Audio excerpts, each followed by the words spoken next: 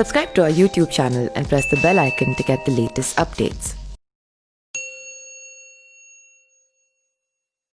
नमस्कार, मैं पिंटू सिंह यादव आप सभी का स्वागत करते हैं न्यूज़ लाइव में। जैसा कि आप सभी को पता है कि राजस्थान की सियासत काफ़ी ज़्यादा तेज हो गई है और उसकी राजनीति को लेकर काफ़ी ज़्यादा जो है आजकल चर्चा हो रही है।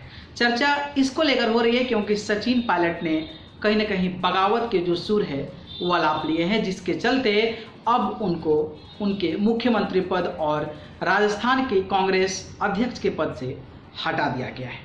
ये तो फैसला जो है हाई कमान ली, यानी कि कांग्रेस पार्टी की जो हाई कमान, आला कमान जो बैठती है दिल्ली में, उन्होंने ये फैसला सुना दिया है। लेकिन क्या अशोक गहलोत सरकार को बचा पाएंगे? जिस तरीके से सचिन पायलट लगातार दावा कर रहे हैं कि हमारे पास 25 विधायकों का समर्थन है। अगर सचिन पायलट के 25 विधायकों का समर्थन है तो फिर कांग्रेस जो है सरकार, यानी कि अशोक गहलोत की सरकार जो है अल्पमत में आ जाएगी। हालांकि जो स्पष्टीकरण है उस अभी क्लियर नहीं हो पाया है कि आखिरकार अशोक गहलोत के पास कितने एमएलए हैं और क्या वो अल्पमत में है या नहीं है। लेकिन जिस तरीके से लगातार सचिन पायलट और उनके समर्थक ये कहते आ रहे हैं कि अशोक गहलोत की सरकार जो है अल्पमत में है, वो देखना आगे दिलचस्प होगा कि क्या होता है। क्या फ्लोर टेस्ट के लिए बीजेपी कहती है या फिर सचिन पायलट कुछ ऐसा दाव खेल जाएंगे जिसके चलते शायद अशोक गहलोत की जो सरकार हो वो अल्पमत में ही रहे। ये देखना बेहद दिलचस्प होगा।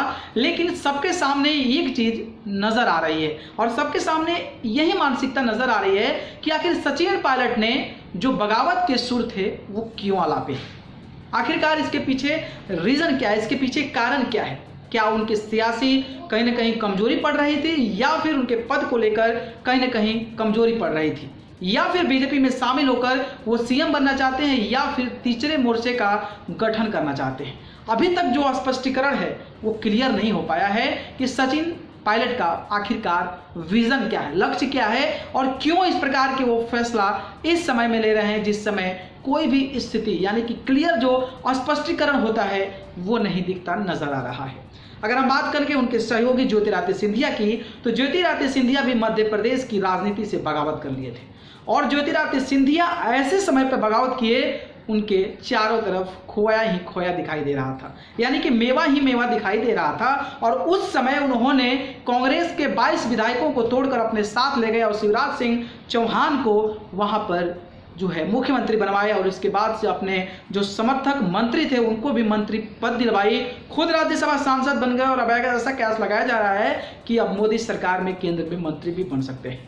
उनका तो जो इरादा है वो साफ नजर आ रहा है कि ज्योतिरादित्य सिंधिया पार्टी में जो भी वजह रही हो, लेकिन जिस तरीके से उन्होंने राजनीति को छोड़ा और राजनीति के जो फायदा है वो कहीं ना कहीं उठाते नजर आ रहे थे। अपने विधायकों को, लगभग ज़्यादातर विधायकों को, जितना कांग्रेस पार्टी में जितना मंत्री थे उनसे ज़्यादा मंत्रियों को बीजेपी में उन्होंने मंत्री बनाया। इसके बाद खुद राज्यसभा का सांसद चुने गए और अब मंत्री बनने के कहीं ना कहीं आगे की दिशा में बढ़ रहे हैं। तो ये तो स्पष्ट दिख रहा है कि मध्य प्रदेश की राजनीति में ज्योतिरादित्य सिंधिया की बगावत का आलाप कुछ भी हो, लेकिन उनको राजनीतिक फायदा मिला है और उनका जो फ्यूचर है वो कहीं ना कहीं भविष्य नजर आया है, उनका जो फ्यूचर है वो ब्राइट नजर आया है। लेकिन सचिन पायलट के जो सुर हैं, जो जिस तरीके से बगावत ने का उन्होंने आलापा है, उसको लेकर अभी तक कोई स्पष्टीकरण नहीं हो पाया है कि सचिन पायलट ने किस राजनीतिक फायदे के लिए उन्होंने इस प्रकार की चीजें कर रहे हैं, क्योंकि उसके बाद से ही उनको कांग्रेस के राजस्थान अध्यक्ष पद से हटा दिया गया और डिप्टी सीएम पद से भी हटा दिया गया। एक दिग्गज नेता है, युवा नेता हैं, पढ़े लिखे नेता हैं और सचिन पायलट जो राजनीति में पहले रह चुके हैं, उनके पिताजी राजेश पायलट भी काफ़ी ज़्यादा कांग्रेस में सक्रियता उन्होंने दिखाया है। और ये बातें सामने आई है कि सचिन पायलट को इस प्रकार से दरकिनार कर दिया गया, तो हमें नहीं लगता है कि कोई इसके पीछे राजनीति है, इसके पीछे कोई राजनीति जो भविष्यता की बात की जाती है, ब्राइटनेस की बात की जाती है, मुझे वैसे नहीं दिखता है। हालांकि सचिन पायलट ने अभी मुंह नहीं खोला है कि सचिन पायलट ने क्यों इस प्रकार की चीज़ें किए और अगर उनके पास 25 विधायक भी हैं तो उन विधायकों का क्या होगा, उन विधायकों का फ्यूचर क्या होगा, क्या उनका जो एमएलए का जो पद है उसको भी समाप्त कर दिया जाएगा या फिर बीजेपी में शामिल होकर सरकार बनाएंगे। लेकिन ऐसा कुछ अभी आसार नहीं दिख रहा है और ऐसा भी लोग कयास लगाए जा रहे हैं कि तीसरे मोर्चे का गठन जो है सचिन पायलट एक नए पार्टी का गठन कर सकते हैं। ये तो देखना बेहद दिलचस्प होगा।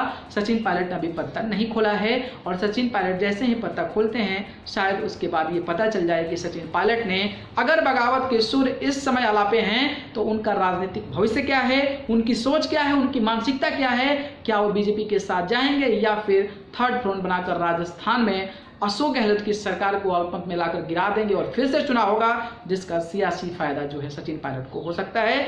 इंतजार करना है। ऐसे सूत्रों के हवाले से पता चल रहा है कि कल जो है सचिन पायलट प्रेस कॉन्फ्रेंस करेंगे और उसके माध्यम से ही अपनी जारी जानकारी शेयर करेंगे। लेकिन जिस तरीके से कांग्रेस पार्टी के दिग्गज नेता सचिन पायलट ने सचिन पायलट ने ट्वीट किया है कि सत्य पराजित हो सकता है लेकिन हार नहीं सकता है, ऐसा कुछ उन्होंने ट्वीट किया है और ट्वीट के माध्यम से ये बता दिया है।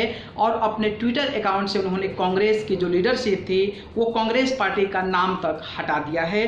तो इससे ये स्पष्ट होता है कि अब कुछ भी हो जाए अशोक गहलोत के अशोक गहलोत जो सीएम हैं उनके पार्टी यानी कि कांग्रेस पार्टी में सचिन पायलट नहीं जाने वाले हैं और ये उन्होंने अपने ट्विटर को एडिट करके ही बता दिया है। आगे की क्या सियासत होती है, आगे क्या विचार करते हैं सचिन पायलट, ये बेहद देखना दिलचस्प होगा।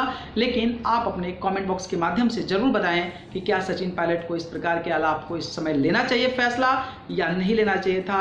अगर इस प्रकार का फैसला ले लिए तो सचिन पायलट को आगे का भविष्य कैसा रहेगा, क्या करेंगे ताकि उनकी जो फ्यूचर की जो ब्राइटनेस है वो आगे बढ़ते रहे। आप अपनी प्रतिक्रिया जरूर बताएं। अगर ये वीडियो पसंद आए तो इसको लाइक कमेंट शेयर कर दें और चैनल को पसंद करते हैं तो सब्सक्राइब कर जरूर जुड़ जाएं। धन्यवाद। Subscribe to our YouTube channel and press the bell icon to get the latest updates.